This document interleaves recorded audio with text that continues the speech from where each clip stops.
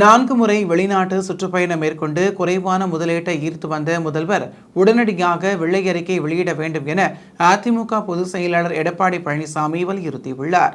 4 முறை வெளிநாட்டு சுற்றுப்பயணத்தில் 18,000 கோடி மட்டுமே முதலீடாக ஈர்க்கப்பட்டுள்ளது.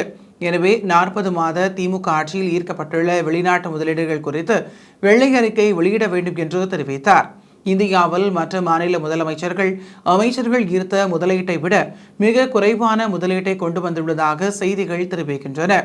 தெலுங்கானா முதலமைச்சர் ரேவந்த் ரெட்டி ஆகஸ்ட் 2024 அமெரிக்கா சென்று சுமார் 31,500 கோடி முதலீட்டினை ஈர்த்துள்ளதாகவும், கர்நாடக தொழில்துறை அமைச்சர் மற்றும் தகவல் தொழில்நுட்பத்துறை அமைச்சர் இருவரும் கடந்த ஆண்டு அக்டோபரில் அமெரிக்கா சென்று சுமார் 25,000 கோடி முதலீடுகளை ஈர்த்ததாகவும் கூறப்படும் நிலையில் 17 நாட்கள் அமெரிக்காவில் தங்கியிருந்து ஸ்டாலின் ஈர்த்த முதலீடு வெறும் 7,618 கோடிதான் என்றும், மிக குறைவான முதலீட்டையே கொண்டு வந்துள்ளார் என்றும் உடனடியாக வெள்ளை அறிக்கையை வெளியிட வேண்டும் என்று எடப்பாடி பழனிசாமி வலியுறுத்தியுள்ளார்.